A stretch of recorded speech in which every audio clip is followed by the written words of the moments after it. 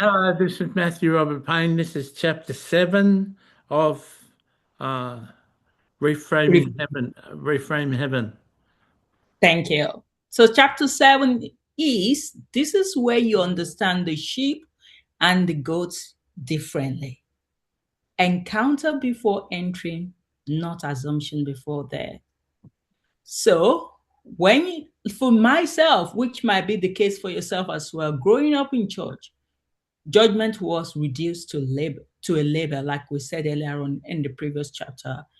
This is where judgment felt already decided, not by how you lived, but by what you claim. That's how they make it to look like that. A label secures you. The fact that you're a Christian, you're secure. The fact that you said a sinner's prayer, you're secure. A prayer said, a box ticked. And from that moment, you assumed you were saved. But to be candid, I never assumed I was saved because it was really difficult for me to understand what God wanted from me. I go to church, I pray, I go to night vigil, I fast.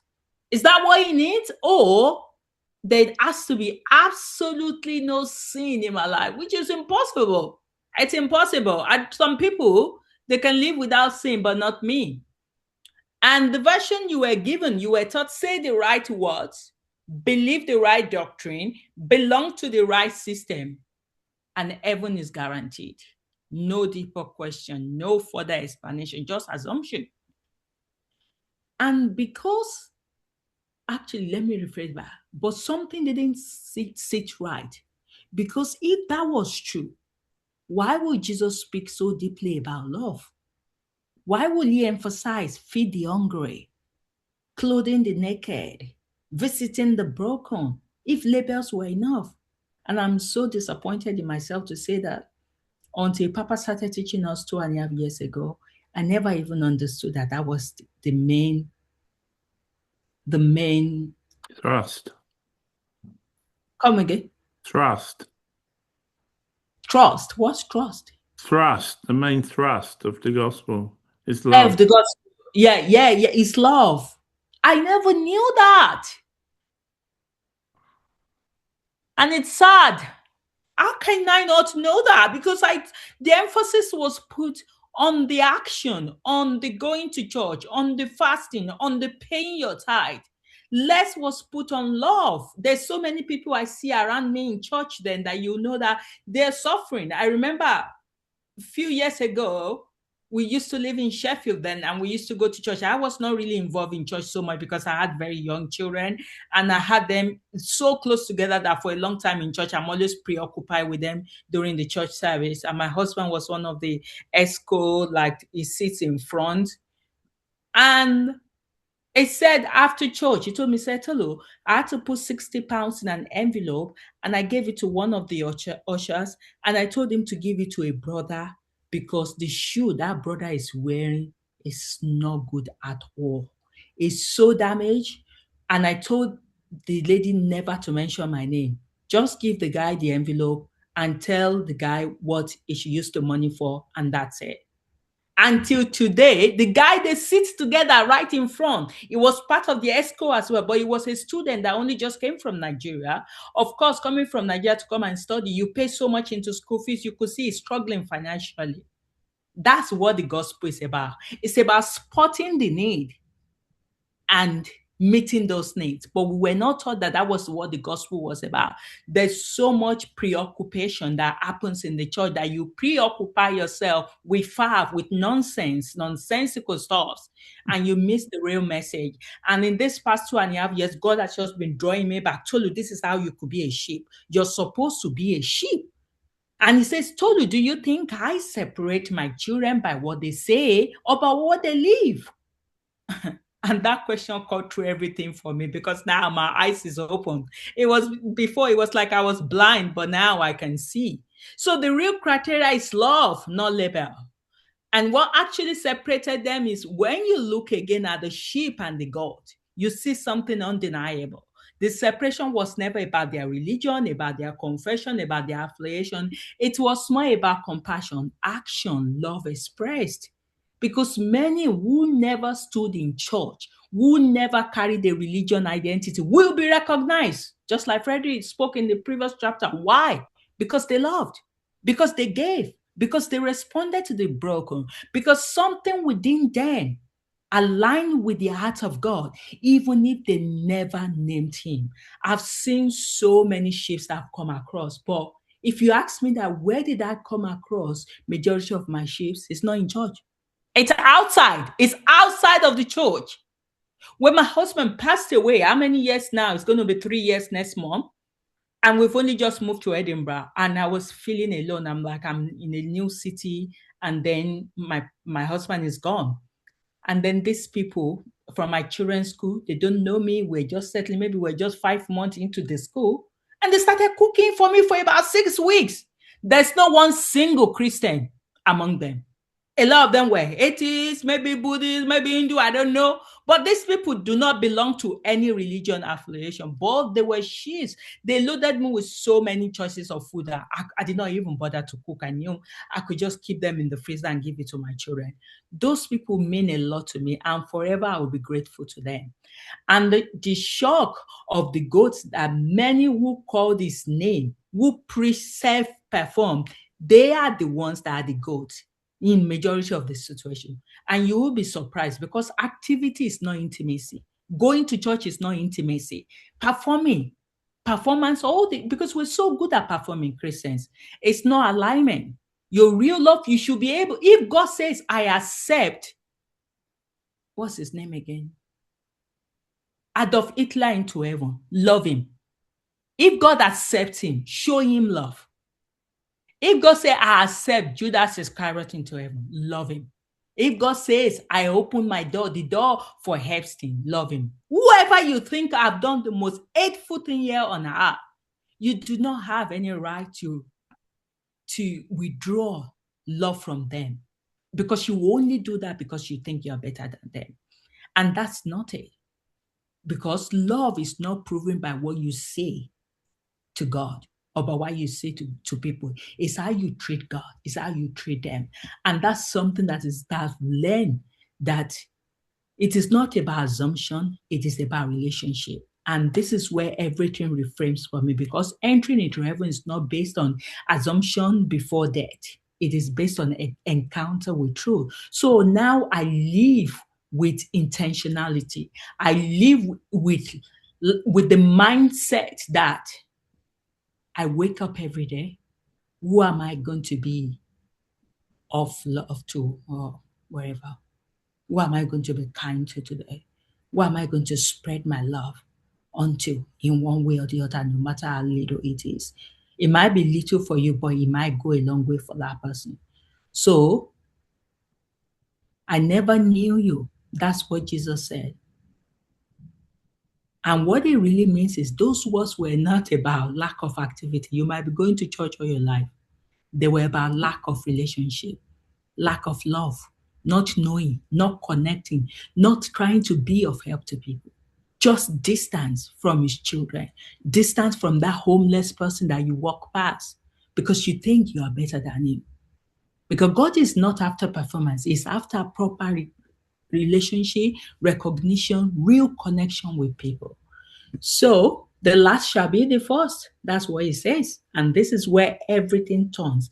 Those overlooked, those broken, those dismissed often carry deeper sympathy, deeper compassion, deeper alignment, because pain taught them to love.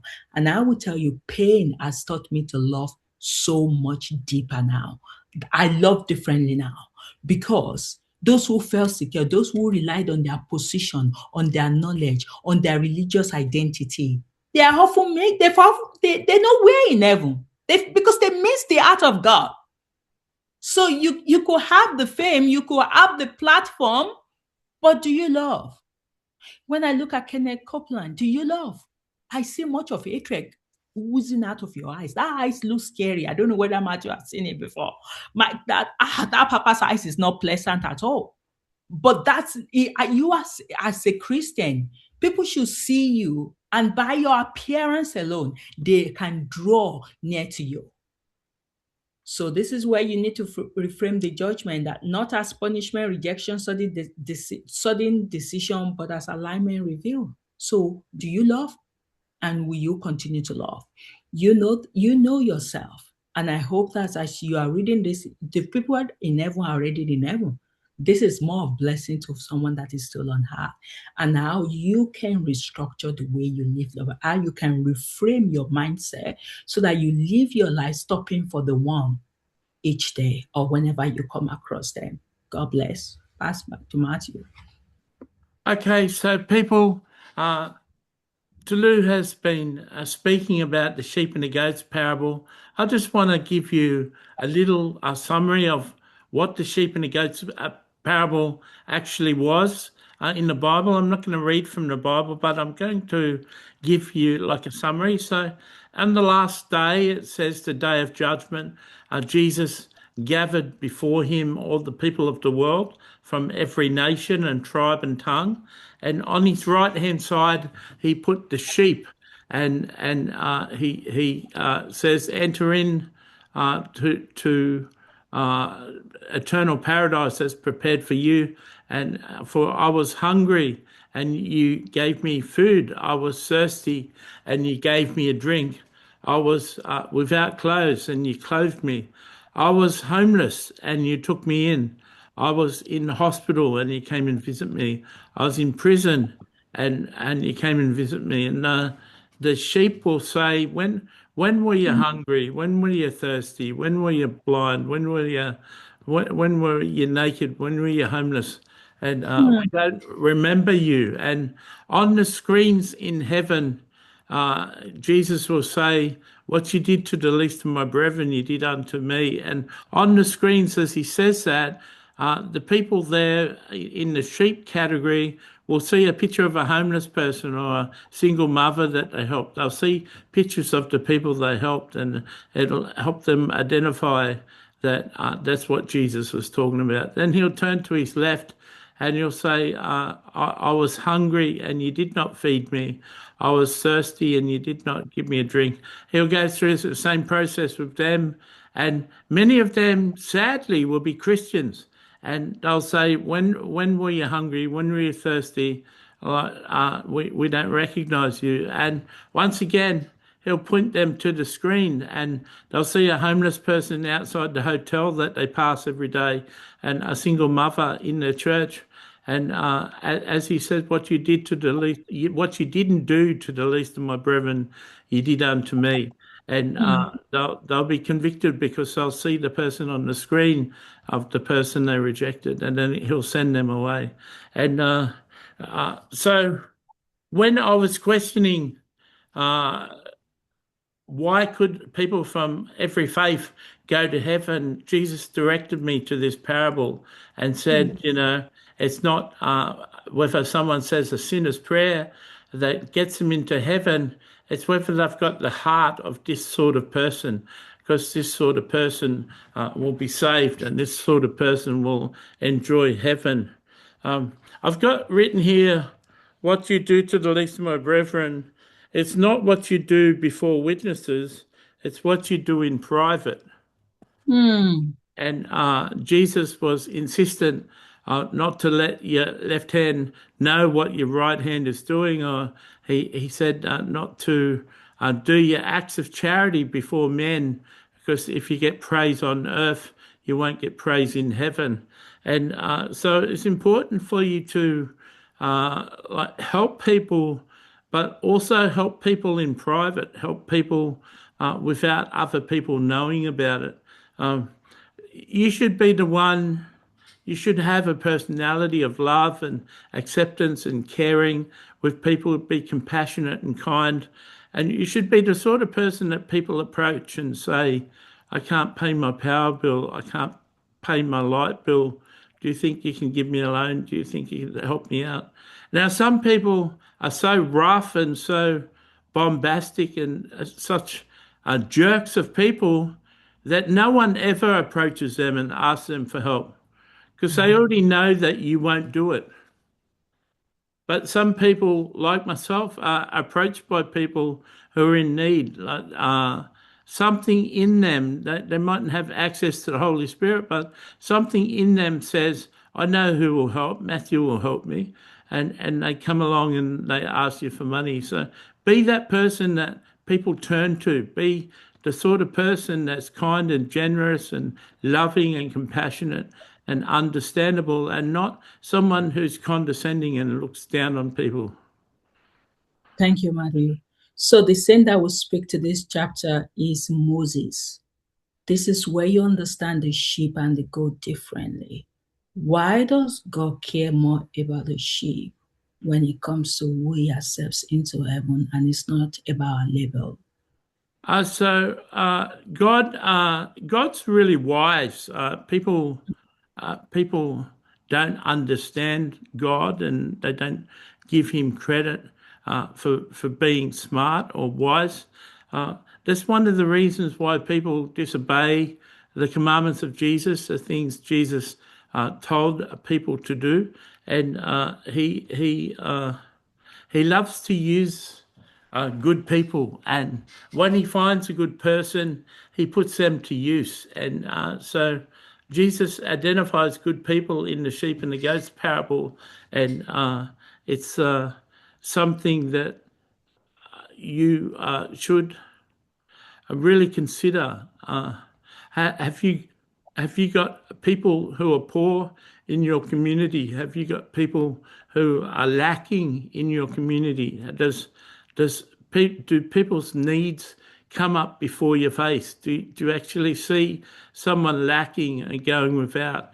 If you live in a city, you probably have a homeless person. You probably have people who hold up signs or beg for money.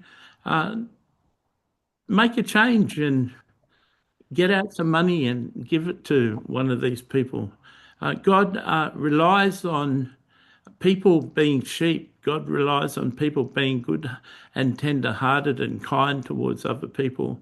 And I was known for saving the Israelites, but we had a girl who was a prostitute who helped us.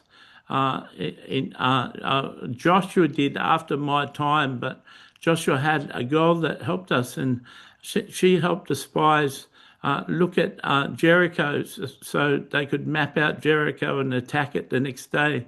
There's a kind-hearted prostitute who had faith in our God and helped us. So it doesn't really matter what social status a person has.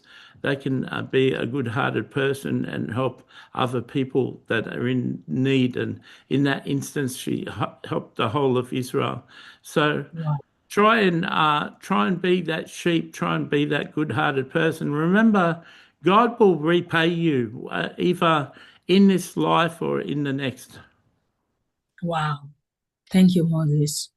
So, as we close the reframe, the sheep and the goat were never separated by religion, they were separated by love. Not assumption before death, but encounter before entry.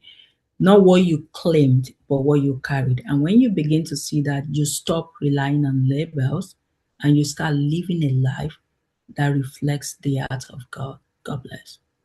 God bless you, all you people.